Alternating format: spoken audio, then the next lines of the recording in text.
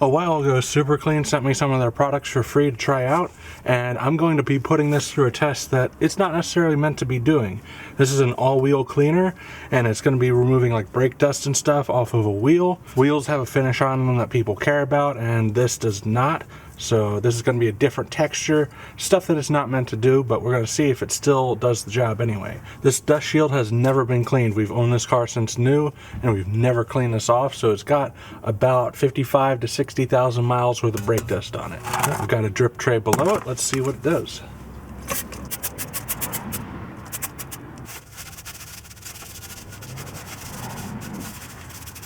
Alright, that first spray got most of it off. There's basically just smears on here from the towel not being able to get it all off, and then it dries up, and then it leaves some stuff behind.